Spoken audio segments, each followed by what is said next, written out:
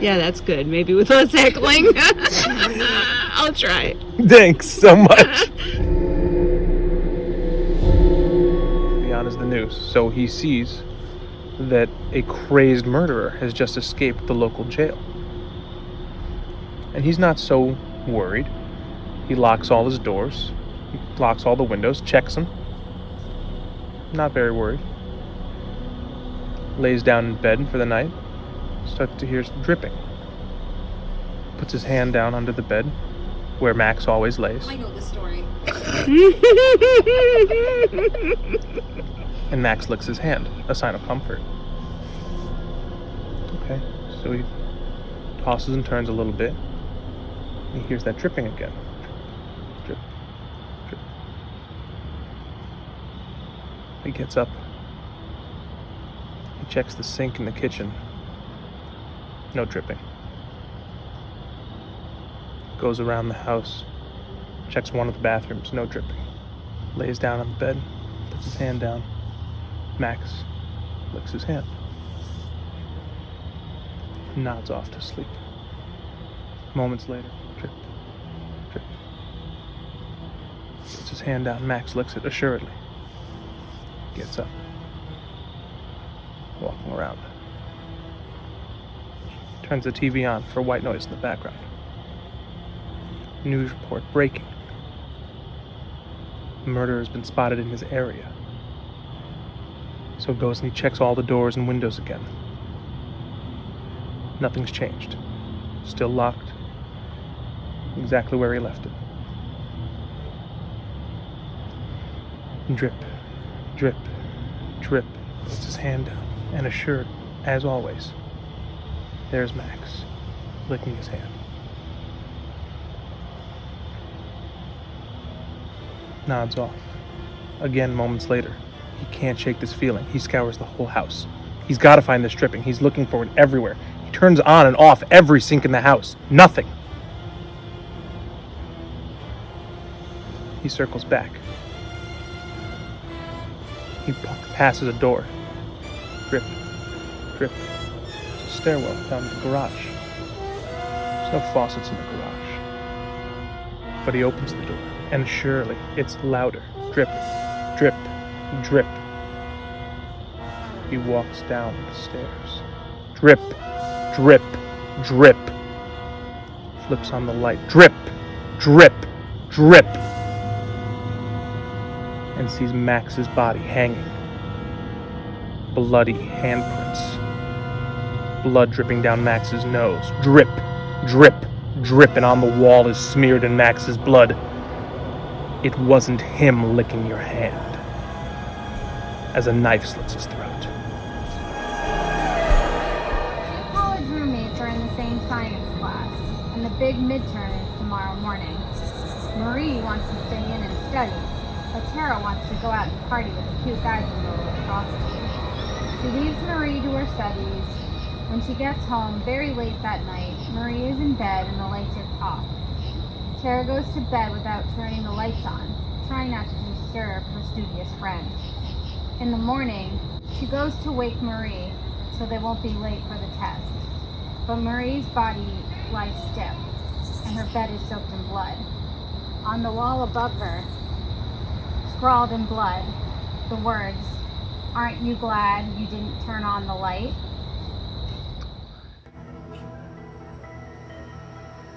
Greetings, everyone. Tonight, let me tell you the story of Herald. When it got hot in the valley, Thomas and Alfred drove their cows up to a cool green pasture in the mountains to graze. Usually they stayed there with cows for 2 months. Then they brought them down to the valley again. The work was easy enough, but oh, was it boring. All day the two men tended their cows. At night, they went back to the tiny hut where they lived. They ate supper and worked in the garden and went to sleep. It was always the same. Then Thomas had an idea that changed everything. Let's make a doll the size of a man. It would be fun to make. We could put it in the garden to scare the birds, he said. It should look like Herald, Alfred said. Herald was a farmer that they both hated. They made a doll out of old sacks stuffed with straw. Then they gave it a pointy nose like Herald's and tiny eyes like his. Then they added dark hair and a twisted fro. And of course, they also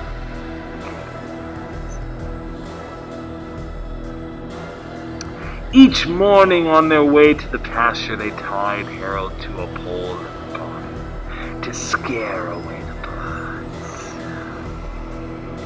Each night, they brought him inside so that he wouldn't get ruined if it rained. When they were feeling playful, they would talk to him. One of them might say, "How are the vegetables growing today, Herald?" Then the other, making believe he was Herald, would answer in a crazy voice, "Very slowly." They would both laugh, but not Herald. Whenever something went wrong, they took it out on Herald. They would curse at him and even kick or punch him.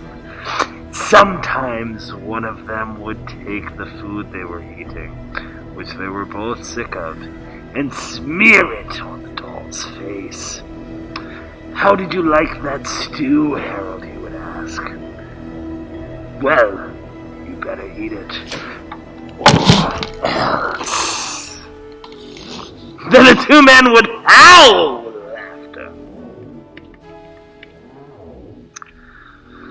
One night, after Thomas had wiped Herald's face with food, Herald grunted, "Did you hear that?" Alfred asked. "It was Herald," Thomas said. "I was watching him when it happened. I can't believe it." "How could he grunt?" Alfred asked. "He's just a stack of straw. It's not possible." "Let's throw him in the fire," Thomas said. "And that will be that." "Let's not do anything stupid," said Alfred. "We don't know what's going on. When we move the cows down, we'll leave him behind. For now, let's just keep an eye on him." So they left Herald sitting in the corner of the hut. They didn't talk to him or take him outside anymore. "Now!" And then the doll grunted. That was all. After a few days, they decided there was nothing to be afraid of. Maybe a mouse or some insects had gotten inside of Herald and were making those sounds. So Thomas and Alfred went back to their old ways. Each morning they'd put Herald out in the garden.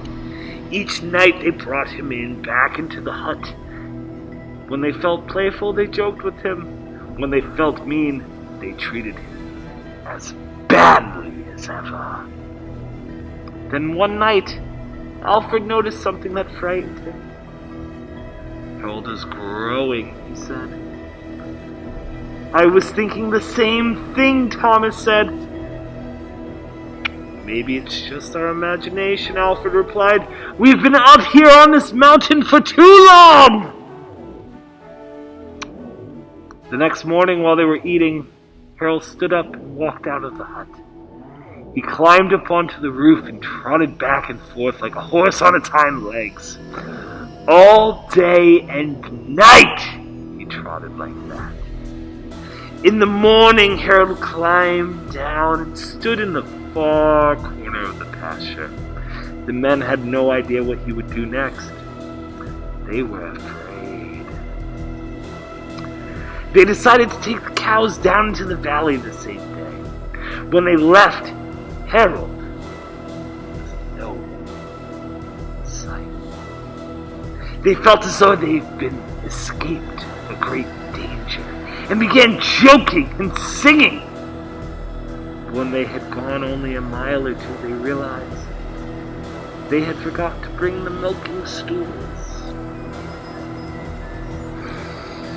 Neither one wanted to go back for them, but the stools would cost a lot to replace. There really is nothing to be afraid of, they told one another. After all, what could a doll do? They drew straws to see which one would go back. It was Thomas. I'll catch up with you, he said, and Alfred walked towards the valley. When Alfred came to a rise in the path, he looked back for Thomas. He did not see him. But he did see Herald. The doll was on the roof of the hut again. As Alfred watched, Herald kneeled and stretched out, bloody skin to dry the sun. Creak. A sound, faint, distant, but still heard. Crack. Something snapping or being trampled on. The man sits in his room reading. The room is silent except for the quiet fire burning. Creak. Just the house settling, nothing more. Crack.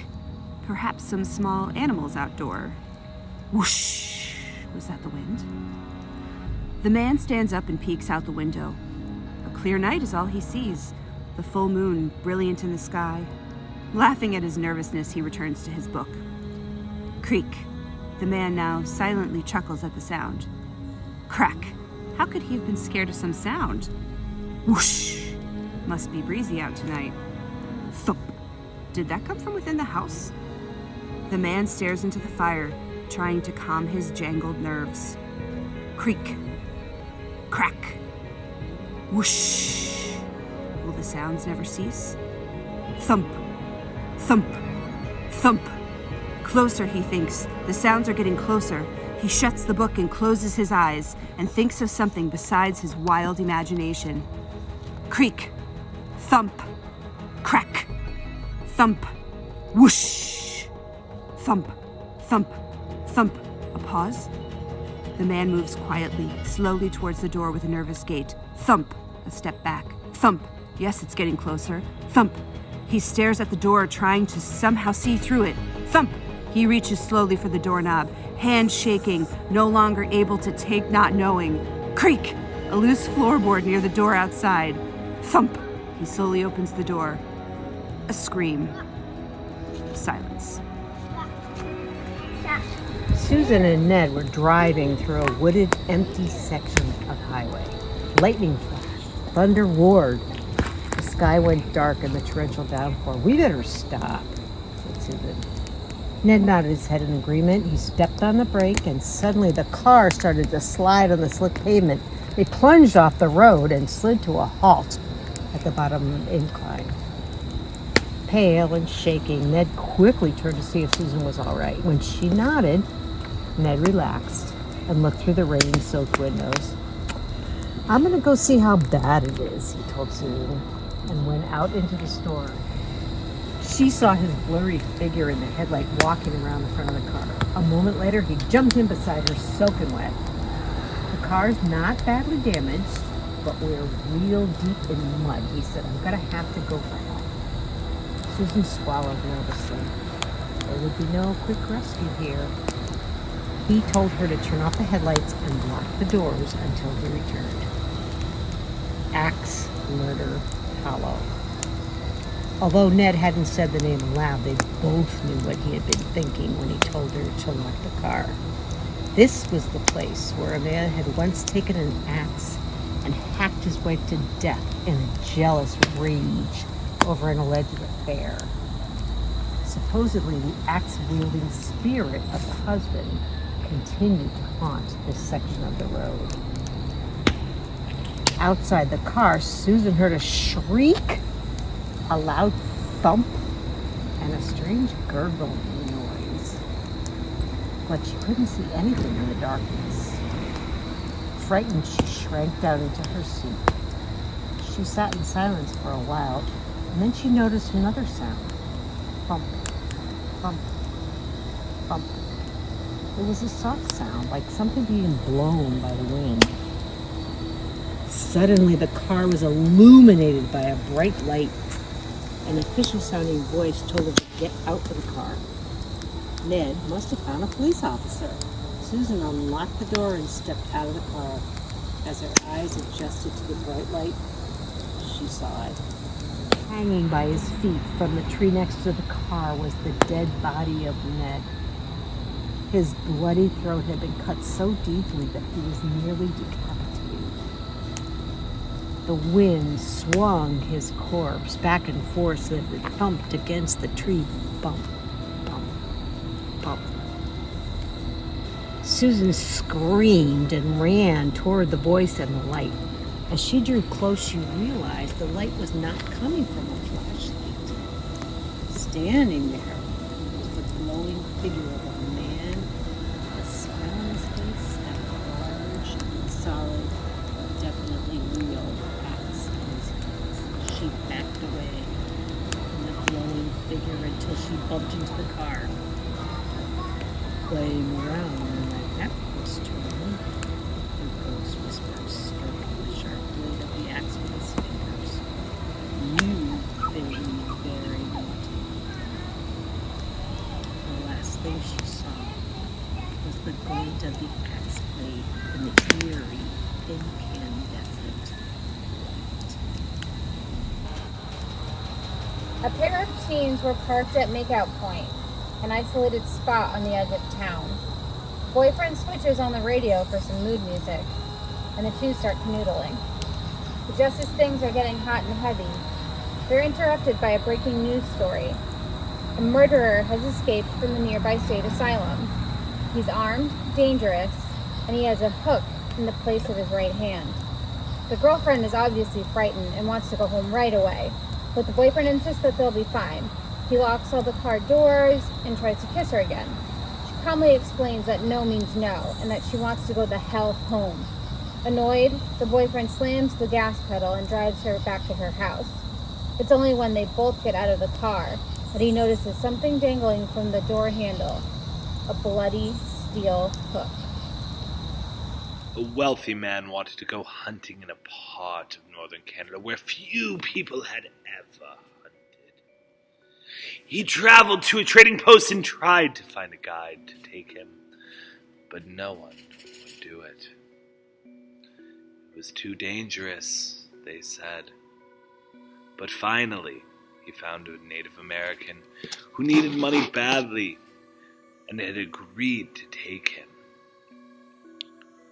The Native American's name was DeFago.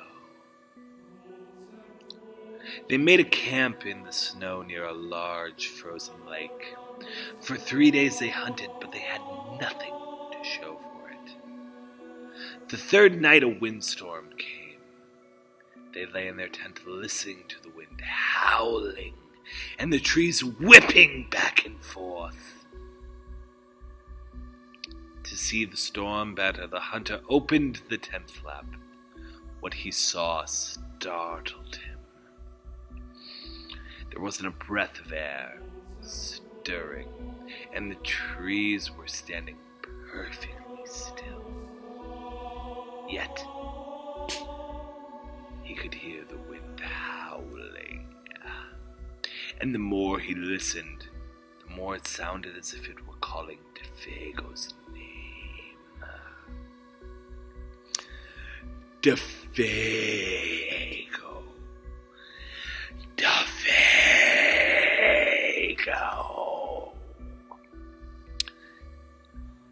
I must be losing my mind, the hunter thought, but DeFago had gotten out of his sleeping bag. He was huddled in the corner of the tent, his head buried in his arms. "What's this all about?" the hunter asked. "It's nothing," DeFago said, but the wind continued to call him, and DeFago became more tense and more restless. DeFago, it called. DeFago!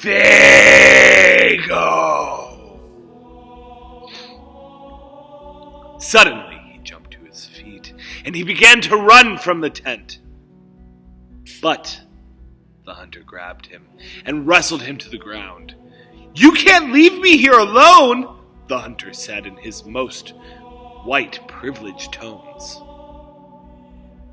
Then the wind called again, and DeFago broke loose and ran into the darkness. The hunter could hear him scream as he went. Again and again he cried, "Oh, my feet! My fiery feet! My burning feet of fire!" Then his voice faded away, and the wind died down. At daybreak, the hunter followed DeFago's tracks in the snow. They went through the woods down toward the lake, then out onto the ice. But soon, he noticed something strange. The steps DeFago had taken had gotten longer and longer.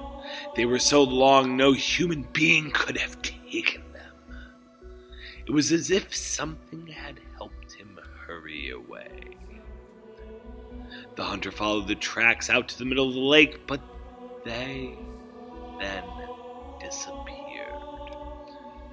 At first he thought DeFago had fallen through the ice, but there wasn't any hole. Then he thought something had pulled him off the ice into the sky, but that made no sense. As he stood wondering what happened, the wind picked up again. Soon it was howling as it had the night before. Then he heard DeFago's voice. It was coming from up above, and again he heard DeFago screaming, "My fiery feet! My burning feet!" But there was nothing to be seen. Now the hunter wanted to leave that place as fast as he could. He went back to the camp and packed. Then he left some food for DeFago, and he started out. Weeks later, he had reached civilization. The following year, he went back to hunt in that area again. He went to the same trading post to look for a guide.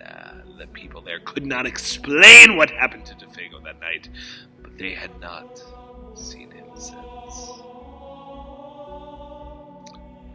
"Maybe it was the Wendigo," one of them said, and he laughed. "It's supposed to come with the wind. It drags you along at a great speed until your feet are burned, and more of you than that. Then it carries you into the sky and it drops you." It's just a crazy story, but that's what some of the Native Americans say. A few days later, the hunter was at the trading post again. A Native American came in and sat by the fire. He had a blanket wrapped around him, and he wore his hat so that you couldn't see his face. The hunter thought there was something familiar about him. He walked over and asked, "Are you DeFago?" The Native American didn't answer. "Do you know anything about him?" No answer. He began to wonder if there was something wrong, if the man needed help, but he couldn't see his face. "Are you all right?" he asked. No answer. To get a look at him, he lifted the Native American's hat. Then he screamed, "Ah!" There was nothing under the hat but a pile. A rich farmer built 7 barns. He named each barn after each of his kids. Actually, each of the barns were completed before his wife even gave birth, so the kids were technically named after the barns. And by the time this story takes place, they had 6 kids and were expecting the 7th. Unfortunately, the farmer's wife died in childbirth, and so did the unborn baby. The farmer went insane with grief and couldn't tend to the farm. Over the next year, the family sank into deep poverty, and their cattle became ill with starvation, resulting in hunger for the whole family. Something snapped. In the middle of the night, the farmer, in his madness and despair, led his children out to each of their corresponding barns, one by one, and brutally tore them to pieces with an axe. He buried each child on the bottom of their own barns. Well, he buried whatever was remaining on each of their corpses. It was in the 7th barn that the farmer hung himself. Eventually, as the story goes, all the barns were torn down and the land was sold off, all except for number 7. No one would buy the land that held the 7th barn because of its horrible history. It was abandoned, and soon its location was all but forgotten. But the story isn't over yet. In 1997, a local Ohio teacher claimed that he had found the infamous barn's real location. He said that none of the barns had ever been torn down. They had simply been sold and incorporated into neighborhooding farms. According to the teacher, he pinpointed the location because barns on neighboring properties all had nameplates on their door with the location because the barns in the neighboring properties all had nameplates on their door with the names of the children engraved on them. The teacher and his teenage son set out at night to visit the 7th barn with the intention of capturing some paranormal activity on video. The next morning, when her family didn't return, the teacher's wife called local police and reported her husband and son missing. Police found their abandoned car by the roadside. While searching the area, they entered the barn in a nearby field and found the bodies of the teacher and his son hanging from the rafters.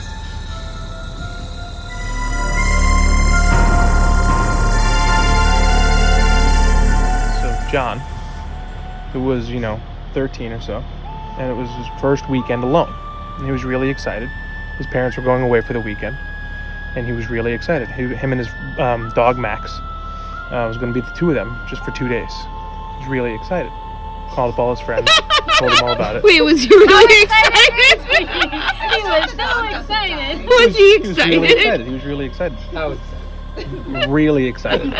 Really excited. Like from here to here, how excited. So